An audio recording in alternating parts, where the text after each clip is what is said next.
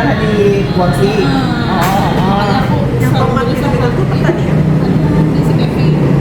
Ya. Nanti akan take video juga. Nah, kayak aku sempat sempetin nanya kayak tentang kopi gitu. Sana aku nggak banyak mengenai kopi kan, tapi ada teh. Ya. Cuman kan kita nggak banyak ya lihat yang tehnya itu. Makanya karena aku masih ada hubungannya sama yang pertanian. Jadi aku ngambil ilmunya yang pertanian. Boleh, aku kan bukan anak IPA banget ya. Apa ilmu tentang yang perkebunan pertanian itu contohnya apa? Apa aja bedanya? Bukan ilmunya kayak maksudnya apakah kamu mempelajari tanahnya begini? Oh, enggak sih, kalau aku di sana lebih mantapnya ke teknologi mereka di pertanian itu kayak maju banget. Jadi kita datang ke Mangga, bukan. Mangga, terus yang dia tuh kampus ya. Karena banyak sekali. Nah, itu kan dia ngejelasinnya teknologi ada IoT. IoT itu adalah IoT adalah oh teknologi gitu lah. Ya, informasi otomatis pakai sistem. Internet of Things IoT. Kebetulan ada narasumber tidak terlihat ya, ini adalah dari tentang IoT. Prakom ya, Prakom betul? Prakom ini disebut. Karena kebetulan dia disebut juga lagi ngembangin itu. Oh, disebut ngembanginnya kayak gimana? Nah, sebenarnya IoT itu tuh bisa dipakai buat kontrol kayak kontrol tanah tuh kondisi tanahnya gimana, terus pakannya gimana, jadi mau coba Jadi maksudnya kalau kayak misalnya tanah harus kelembaban berapa? tergantung ya. Tergantung lokasi. Kalau misalnya di Bandung-Bandung aja, di BBA, di Bandung-Bandung aja. Tetap aja nanti ada indikator. Yang daerah ada indikator. Misalnya harusnya 7, yang misal gitu. Terus kurang cuma 5. Itu kan nanti ada alarm gitu.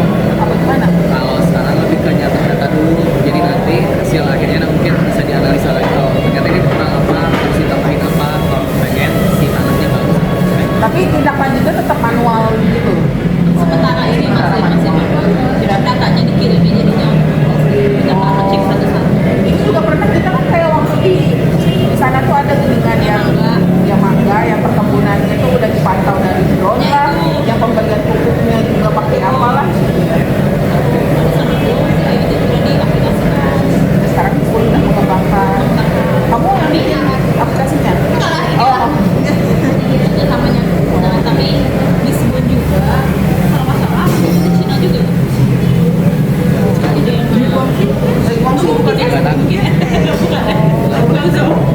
Guangzhou ya, dekat-dekat Oh, iya. Mereka transit di situ ya. Jalan kita juga transit di situ ya kemarin.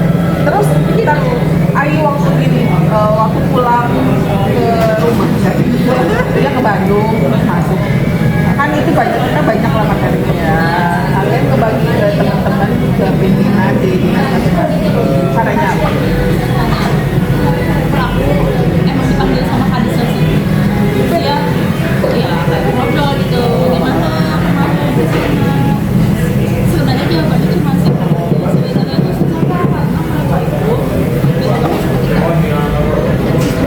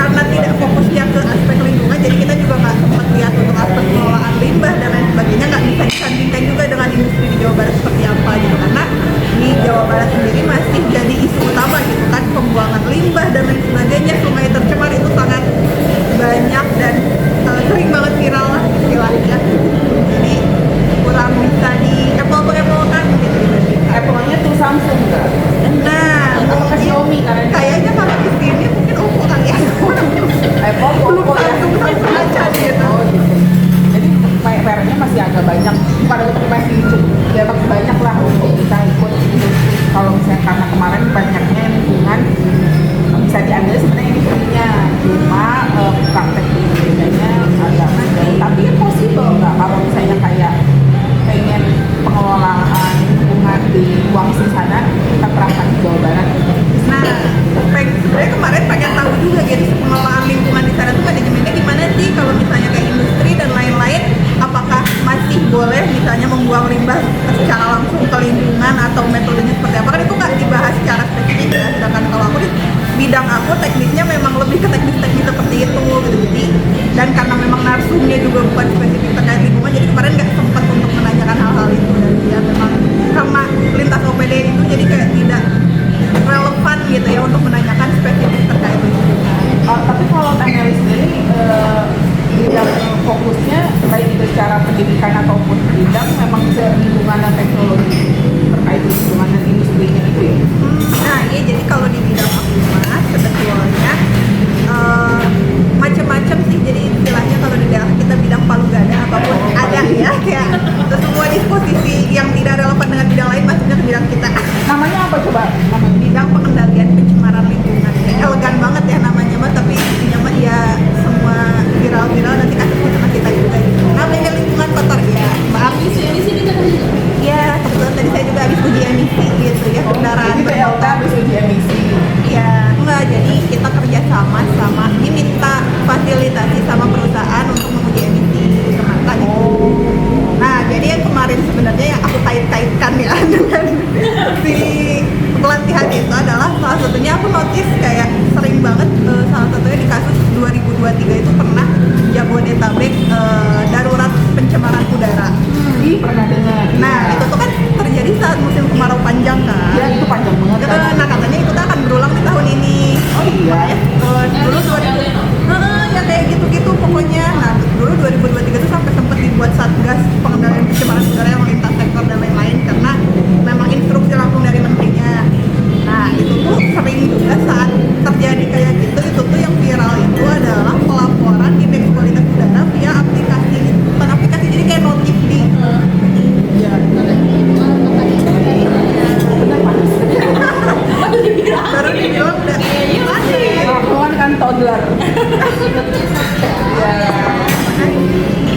Wow. Ya, balik lagi. Lanjut dulu, ini bukan makan ya. Ya, tapi menarik banget sih. Tapi cerita dulu. Nah, iya, itu kan aku hasil berpikir kait-kaitin aja gitu pokoknya.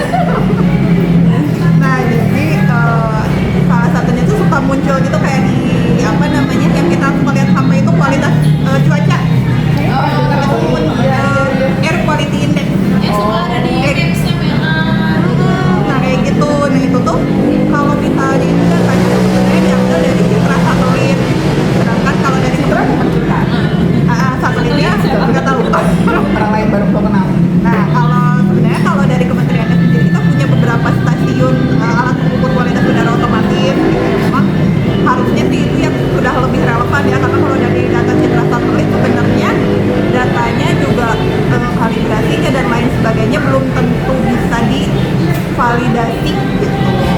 Nah waktu itu viralnya adalah data AQI ya, air quality indexnya itu jelek pokoknya daerah Jabodetabek. Karena kekeringan itu. Iya betul, kayak masuk, aku lupa detailnya tapi kayak masuk sekian besar terburuk lah di dunia gitu. Nah yang aku notice saat aku di Guangxi itu muncul di HP aku air quality indexnya sangat baik. Oh iya. Iya, Jauh jadi banget. kayak wow, itu apakah Itu nggak bisa maksudnya di tata tuh nggak bisa. nah Campur tangan manusia nggak ada ya. Akan Nah otomatis. itu nggak tahu sih kalau di data itu ya, si air quality index yang dari citra satelit itu sebenarnya harusnya ya memang data real ya, cuman tadi tingkat validitasnya juga sebenarnya harus dikaji ulang gitu ya seperti apa. Cuman ya kalau di Indonesia atau di Jabar dia kualitasnya sangat buruk, di Guangxi sangat baik gitu. Kayak menurut sangat Teh Nelly, jomplang. apa yang bisa bikin Guangxi bagus banget? Akhirnya. Nah itu saya coba kaitkan juga gitu ya, ternyata mungkin salah satu faktornya kalau di Jabar itu enggak, secara umum di Indonesia emang nomor satu sumber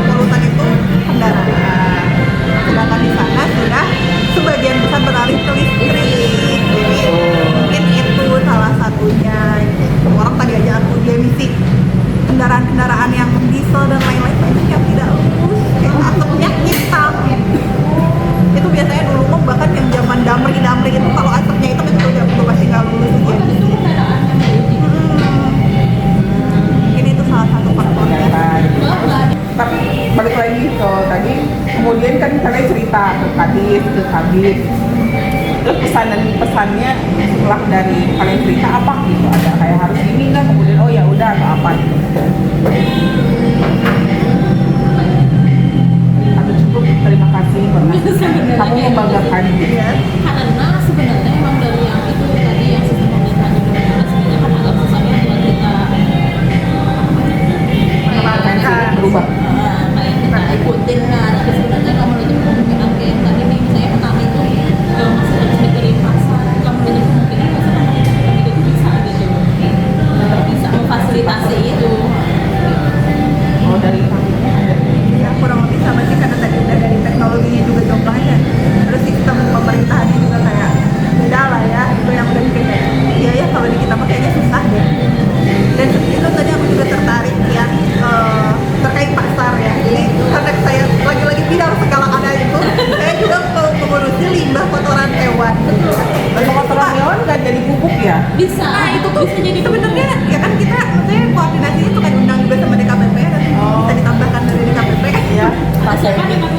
iya kalau. Nah itu tuh sebenarnya emang pengolahan limbahnya tuh udah jadi salah satunya biogas gitu ya, sumber energinya, dan jadi pupuk. Cuman lagi-lagi udah bisa jadi pupuk itu dan sudah mengembangkan si koperasi ternaknya juga. Cuman lagi-lagi itu tadi harus ada pasar yang menerima, karena kalau mau ada pasar yang dikomersilkan pun mereka harus izinnya juga harus izin distribusi dan lain sebagainya, itu juga agak stepnya lumayan ya ribet gitu, dan itu yang jadi kendala sih sebetulnya. Dan kayaknya itu udah digadang-gadang berapa kali juga maksudnya, tapi itu belum tertindaklanjuti terus gitu. Berarti itu adalah PR yang susah juga gitu terkait pasar itu. Bahkan kayak suka banget diomongin di rapat itu tuh kayak udah kewajiban aja semua ASN harus beli gitu. Iya, Tapi kan kayak sama produk bisnis juga iya kan kayak, tapi buktinya apa? Nggak ada kan, maksudnya ada gitu kan dalam SSNK atau apa gitu kan nggak ada gitu. Jadi kayak ya hanya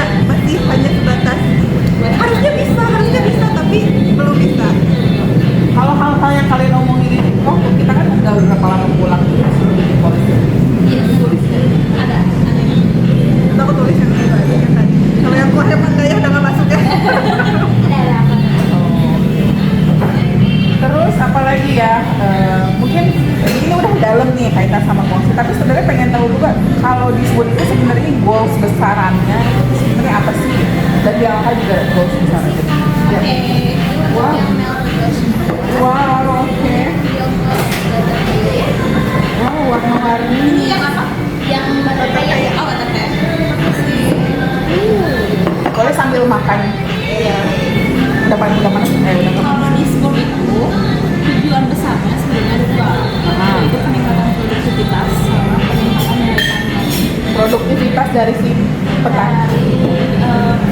Penggunaan ya, Sama nilai tambah. tambah tuh kayak tadi itu dia pamennya sih biji, sekarang di mesin, dan itu kan ada peningkatan nilai tambah, Oh. Oh gitu, bukan cuma sekedar kayak oh ini kopi harga 5.000, ini coffee the price is 30, kayak enggak gitu ya. nggak cuma kayak gitu sebenarnya, peningkatan nilai tambah gitu bisa ya. dari diversifikasi produk. Kalau diversifikasi produk berarti harus ada penelitian dan bikin lagi produk-produk yang baru apa enggak? Sebenarnya Kawin silang kayak gitu. bisa, tapi bisa juga kayak diversifikasi cukup saya dari cherry, dari green bean, dari terus saat itu bisa jadi lain-lain, bisa jadi tepung kopi misalnya. Pernah ada tepung kopi kayak gitu? Kopi kali ya, bubuk kopi. Kopi kali ya? Jadi campur tepung kali ini ya, Pak. Roti. Bisa kan, bisa jadi bubuk kopi. Jadi nggak bisa dikembangin, jadi nggak cuma sekadar jual di kopi. Biasanya kalau udah diolah nilainya jadi makin tinggi.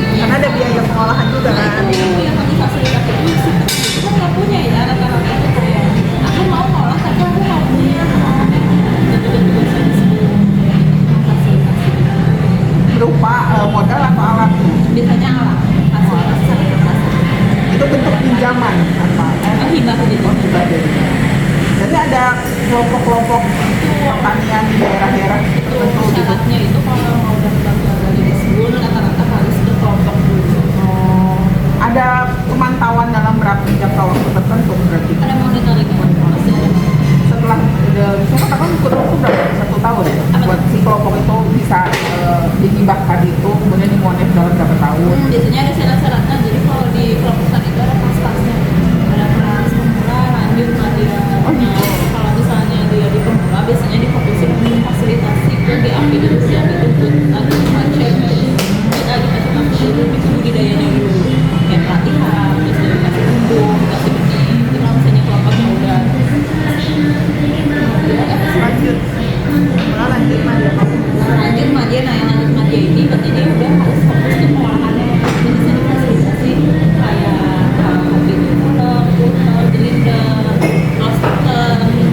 Tapi jadi kayak untuk si pemula ke pertama apa sih Pemula lanjut itu ada tesnya berarti atau masih ada ada sesuatu? evaluasi, kayaknya itu tuh dari kalau di promosi itu penyuluhnya, nah itu kayaknya penilaiannya dari sini. Oh, iya ada istilahnya mah pendampingnya si penyuluh itu. Oh itu makanya salah satu cara mencapai tujuan Lisbon untuk nilai tambahnya. Kalau DLH DLH yang terkait sama bidang apa sebenarnya adalah peningkatan indeks kualitas lingkungan hidup. kualitas lingkungan hidup. Itu terdiri dari 4: indeks kualitas air, indeks kualitas udara, indeks kualitas air laut, indeks kualitas tutupan lahan. Kalau tutupan lahan itu ada di diskusi. Oh, Jadi kita mengampuni yang 3, tapi secara IKLH-nya tetap di IKLH gitu ya. Jadi kita bukan data, iya data. Data. Iya, kalau sebenarnya ya balik lagi karena memang keterbatasan apa ya?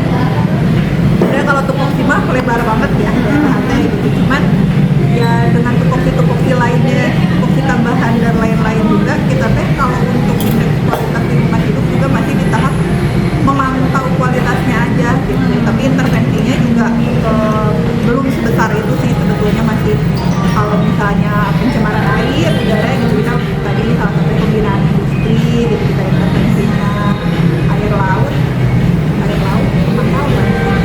Kita setiap tahun memantau dan ya melihat trennya gitu. Tahun kemarin ya alhamdulillah jabat masih dalam kondisi baik. laut itu termasuk semua jenis laut kayak Pangandaran itu kan air laut juga ya? Termasuk juga Pangandaran. Iya, termasuk Kayak satu titik pantau kita. yang aku bingung itu maksudnya begini, Pangandaran itu kan pantai dengan misalnya orang bisa berenang, terus orang bisa snorkeling, tapi di Cirebon itu nggak bisa orang gitu. Nah, apakah itu termasuk hal-hal yang dilihat dalam indeks kualitas air laut juga? Terus ya kalau iya, apakah ada perbedaan gitu, entah itu pemantauan, entah itu penilaian indeks itu gimana?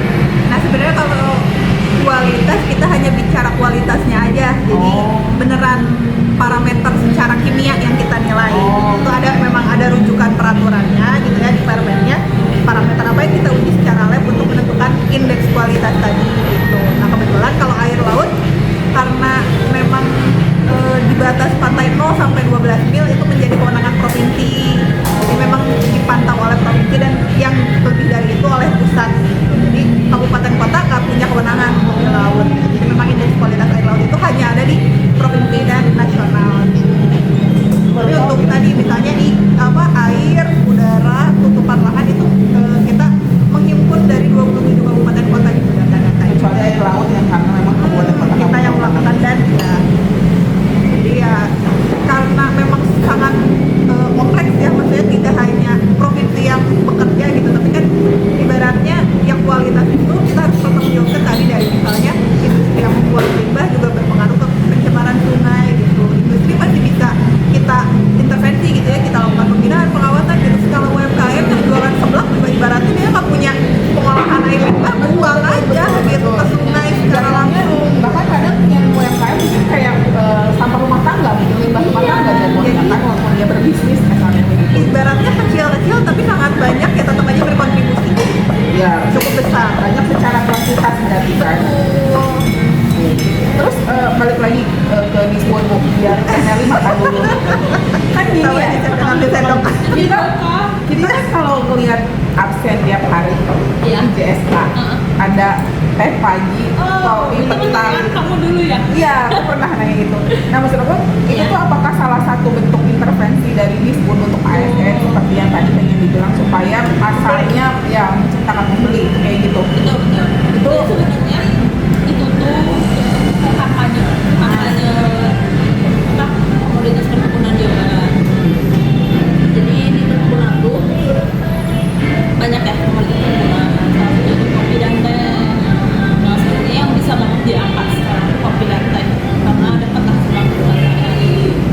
pagi-pagi ngopi. Nah betul, makanya siang paginya di pagi hari kita ngopi, siang hari Kalau pagi-pagi. Pagi kopi, sore ngeteh. Oh iya benar. Sore ngopi nanti nggak bisa tidur. Oh kalau sore teh itu kan kayak bangsawan Inggris gitu ya. Terus gitu. Jadi di sini bentuk kampanye juga biar kita tuh apa ya, mengkonsumsi produk perkebunan itu dari Jawa Barat gitu.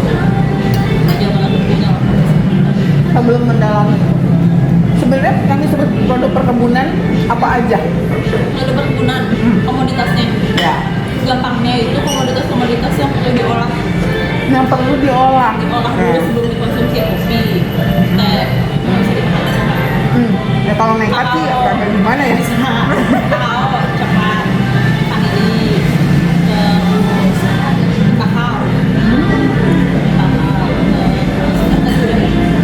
kopi, kakao, kelapa, Kelapa juga termasuk produk perkebunan. perkebunan, Oh oke. kelapa sawit, kelapa ganja, kelapa kelapaan. Terus perkebunan ada skema.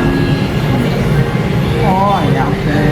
Nah tapi kenapa kemudian yang sekarang lagi dinaikin banget teh sama kopi, karena itu yang paling sangat banyak lah di kehidupan kita, yang paling gampang kali ya. Lebih ke dia kayak eksistensinya lebih banyak. Oh secara jumlah. Bulan ya, bulan di Jawa Barat. Nah terus kalau maksudnya dengan itu tuh yang penting adalah masyarakat untuk ASN makan konsumsi aja kopi sama teh terlepas dari manapun gitu. Sebenarnya itu sebenarnya bisa jadi awal mula akhir ketika kita masuk di kopi dan teh, tapi lebih kayak mengerucutnya konsumsi bagi Jawa Barat gitu biar yang naik di Jawa Baratnya sekalian bantuin petani-petani dari UMKM. Ada nggak selain itu? Ya, berarti kan gini, makanya kenapa tadi aku berpikir kayak apakah harus yang penting konsumsi aja, karena gini kan aku melihat kopi sama teh terus jadi inget kopi deh, beli deh di Startut gitu atau Koptut gitu kan Kotet ya, itu banyak lah gitu. Itu kan maksudnya ada produk-produk kayak misalnya yang Fortut itu kan ada kopi dari tani gitu, itu kan jelas dari petani. Tapi misalnya untuk beberapa hal mungkin kopinya masih banyak yang dan belum kita ketahui lah dari mana. Nah apakah supaya bisa lebih mengerucut ke petani Jawa Barat biasanya apa aja yang Sebenarnya itu tadi sebenarnya kayak yang penting masyarakat buat dulu aja sama kopi dan teh, terus hanya langkah pertama terus itu nantinya aware dulu ya kalau ternyata Jawa Barat ini punya produk itu sendiri. Nah kalau sekarang gimana ya langkahnya, tapi ada satu langkah yang lagi disebut coba itu kopi dan teh itu paling banyak masuk ke ini banyak kayak makanan hospitality? hospitality apa sih singkatannya hotel ada singkatannya Nanti bisa cek tahu ya. ada hotel ada apa pokoknya. Nah sebenarnya langkahnya adalah si hotel hotel Jawa Barat ini harus supply kopi dan teh yang suka disediain di Tangerang, harus disediain maksudnya itu menjadi langkah itu lagi di kayak harusnya ya ada SDM lah jadi Maksudnya, kerjasama jelas juga kalau ada arahan dari atas jadi kayak kayak kasarnya mah mau nggak mau kan terlaksana dengan upaya apapun. hotel, kafe gitu kan, resto, hotel, resto, mereka hotel, resto, Oke. kafe. Terus kalau kita akhirnya pengen beli gitu ya si kopi sama tehnya dan pengen pasti produk petani Jawa Barat, apakah kita harus langsung ke petaninya atau misalnya ada channel-channel yang bisa kita datangi selain mungkin yang super input gitu, Indomarket gitu kecil diri. Tapi sebenarnya bisa datang langsung ke petaninya bisa. Kayak petani juga bakalan lebih senang kalau misalnya kita datang ke sana ya kayak oh, ternyata kemudian kita sampai orang tuh datang mungkin yang sedikit dia paham dengan zaman corona itu bisa ya datang ke sana langsung. Atau sekarang udah gampang nyari di e-commerce kayak di Shopee gitu. Tapi kalau misalnya buta banget nih di Jawa Barat itu ada kopi apa aja bisa tanya nanti menulis di tempat yang tahu dong kopi Jawa Barat ada apa ya Ada nggak di website-nya di Spoon? ya udah itu karena belum ada gitu dikit ya. Oh, balik lagi narasumber kita yang tidak terlihat Kita ini. yang ngembangin aplikasinya lagi dikembangin dia. Dia juga sih tujuan apa? Tujuan itu pelaku usaha perkebunan kayak seorang pada mereka sama distribusi kurasi. Jadi SE buat mungkin ke setiap hotel atau jadi SE. Ya, kayaknya itu akan sangat menarik ya kalau misalnya kami gini kebetulan aja misalnya kita punya circle sama Pipit gitu ya, mau tahu bahwa di Spoon itu perkebunan Jawa Barat adalah bla bla bla. Kalau mau saya pengen tehnya kita aja ke Pipit, nanti kita yang nyari. Tapi kan mungkin kalau untuk masyarakat luas itu masih banyak yang nggak paham. Ada mungkin yang sangat-sangat coffee addict or tea addict itu mereka akan cari tahu ya. Mereka bukan bisa tahu, oh ini kopi jenisnya Arabica Robusta, ini daerah mana, ini wanginya begini, ini kayak acidity segala macamnya bisa. Cuma kan mungkin nggak semua gitu. Ada yang cuma sekedar penikmat. Nah, kalau saya bisa langsung mengakses kayaknya enak tuh gitu, bisa tahu gitu, bahwa saya di Majalengka produsen kopi saya apa sebuah masukan. Tolong deh Bapak Jadi Prapom masukan. Ini PR-in. Banyak ya Pak. Padahal maksudnya ngobrol Pipit tapi ternyata PR-nya sama narsum tersembunyi kita. Saya sampaikan langsung dulu. Tapi itu juga sebenarnya jadi ide ya pakai berkembang juga sama yang ngumpulin data-data pelaku wisata. Jadi kita bisa akses di satu web. Misalnya kelompok tadi ini sekarang stok kopinya berapa? Wow, e-commerce khusus itu kayak gitu. Informasi Balik lagi sedikit tentang DLK ya. Jadi mohon maaf ya sambil ditanya-tanya lagi. Karena namanya Mie takut ngembang soalnya. Kalau nggak salah aku pernah lihat di status WA teman kita enak di Spoon ada peresmian pojok pojoknya apa tuh pojok kopi. pojok dua-duanya bisa. Oh dua-duanya bisa, ada dua-duanya. Itu tuh apa? Coba ceritain antum. Jadi tuh sekarang tuh di sini kalau misalnya anak-anaknya pelatihan itu bukan cuma pelatihan doang. Setelah pelatihan tuh emang harus ada kayak tindak lanjut nyatanya. Nah pojok teh itu hasil dari pelatihan apa sih namanya? Di testing kasih uang. Jadi mereka nyoba-nyoba. Intinya itu pelatihan teh Pak. Nah hasil dari pelatihan teh itu teman-teman yang kita sudah ini pojok teh. Oh, oke. Tujuannya itu nanti biar pakai kebenaran, terus dia ilmunya kepake tuh yang kami kita sendiri kita belajar juga cara jadinya, cara kasih sertifikatnya, nah gitu. Tapi sekarang Cara nyeduhnya. Jadi kayak sommelier kalau di wine itu ada sommelier, kalau ini ada. ada tekniknya, Oke, oke. menjadi tekniknya kayak untuk teh jenis ini tuh bagusnya suhu berapa lama gitu ya. Ditaruhnya tuh sekarang posisinya duduknya jadi buat tamu-tamu Tamu siapapun yang datang ke Spoon. bisa nyobain teh di situ. Nanti yang hidupinnya biasanya teman-teman yang udah praktis. Siapapun bisa ya, berarti semua Bisa. pegawai di Spoon gitu ya. Itu berarti akan buka terus ada orang di situ atau bisa harus bikin appointment dulu? Enggak sih, masih ada orang di situ. Ntar hidupin kalau mau. Menarik, menarik. Itu juga sama usaha sih buat kenalin. Jadi netizen, pemirsa, wargi Jabar kalau mau cobain teh boleh langsung ke Jadi Spoon. Spoon. Dinas Perkebunan Jalan apa? Jalan Senopati nomor 67. Yang 27. PDAN. Itu PLN. Soalnya tadi lewat ada buat ngisi ngecas mobil kan ya. Pas- Dia di Iya. Oke. satu. Tadi di sensor, sekarang keceplosan gitu. Kalau teh Meli ada kayak di DLK yang bisa kita datengin gitu? Ada rumah Margot mungkin ya. Rumah Margot. Di mana aja? Di belakang, di parkiran. Mau dong. Ya, nah jadi ya emang salah satunya juga kayak di kantor selain pemilahan sampah organik dan anorganik itu yang kita adalah sisa makanan untuk makannya Margot gitu. Cuman nggak tahu ya kalau ada pedes-pedesnya nanti pada mulus nggak ya Margotnya apa Mana enggak. bekas gacoan gitu kan ya. Kadang ada iya. orang kan tahu. Iya, bisa milih-milih Iya. mangkoknya. Kayaknya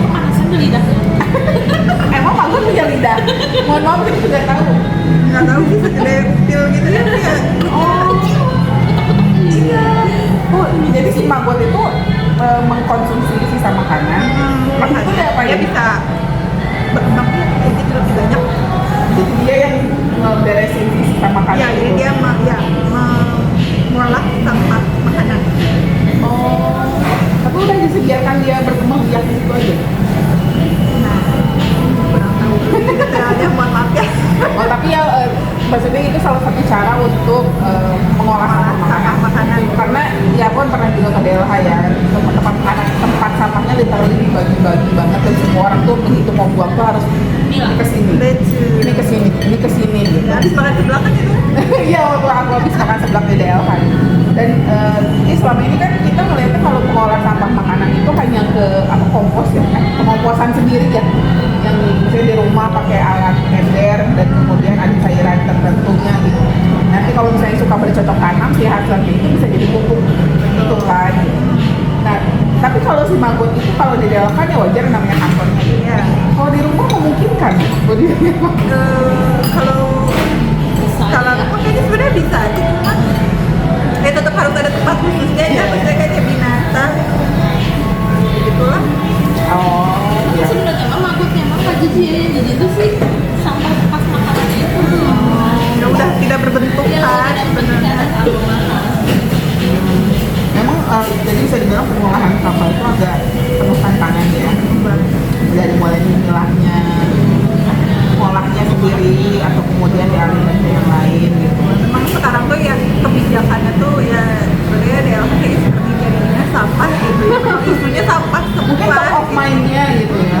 Karena memang ya nggak beres-beres darurat sampahnya teh kita apa Jawa Barat, Bandung Raya dan lain sebagainya gitu. Jadi diharapkan memang pengolahan sampah itu harus bisa dilakukan di hulu dulu gitu, di hulu dikurangi dia dan masuk ke TPA-nya sedikit karena ya TPA kan kapasitasnya segitu-segitunya gitu, kayak udah nggak buat lagi sampah teh gitu ibaratnya. Memang dari sekarang juga lagi kembangin juga kayaknya arahan dari pusat juga untuk TPA itu selama ini kebanyakan di Jawa Barat TPA itu yang hanya open dumping yang beneran sampah ditimbun udah selesai gitu, tidak ada teknologinya dan lain sebagainya gitu, tidak sesuai dengan ya aspek lingkungannya lah gitu ya, hanya open dumping yang tidak nanti bisa mencemari dan lain sebagainya. Nah kalau sekarang diarahkannya memang di TPA pun akan ada pengolahannya yang bisa jadi energi gitu, energi listrik dan lain sebagainya, itu lagi digencarkan dan memang masih di tahap awal banget sekarang gitu ya. Apa-apa sampah kegiatan lain nggak penting. Tapi jadi ini waktu kita di Guangzhou sampahnya gimana sih ngolah sampah kita? Dibagi juga ya? Kita otomatis buang. Nggak Saya tahu. soalnya kayak nggak banyak sampah soalnya. Iya, kayak buang sampah di tempat hotel gitu doang kan. Iya. Terus kayak di luar asal nggak nyampah kan. Ya dan ya FYI teman-teman warga Jabar Hai. warga Jabar ya di sana itu bersih banget ya. Mau kita di 4 kota, mana kita tuh pertama ke Mahbanse, ke Liuzhou, ke terakhir Nanning, tengahnya mana? Nah itu tuh semuanya bersih banget ya.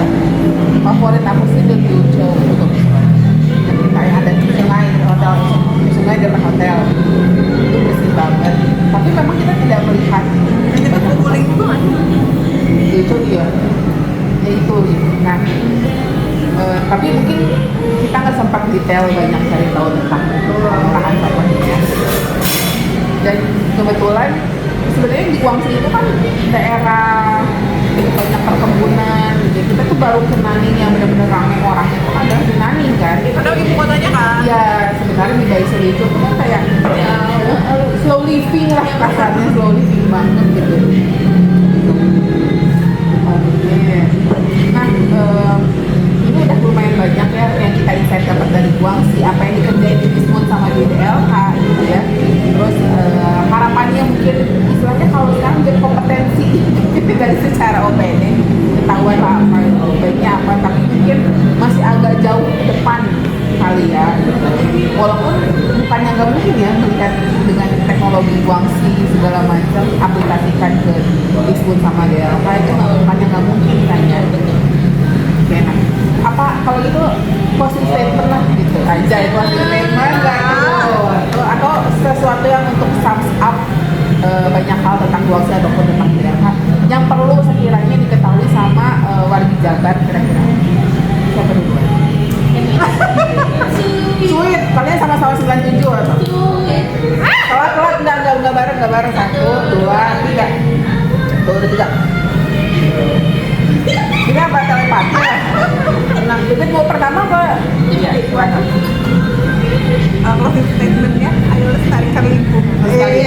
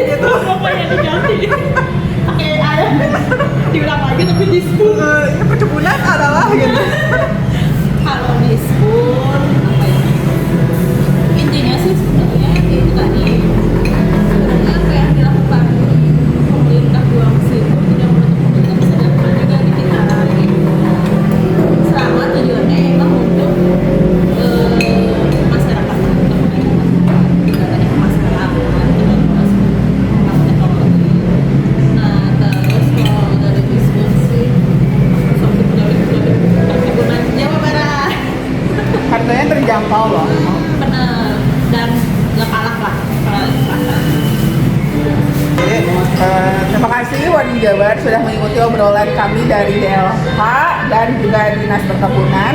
DLH tadi di Jalan Pamalugaan ya. Ya, tadi udah sebutin kalau disebut di mana.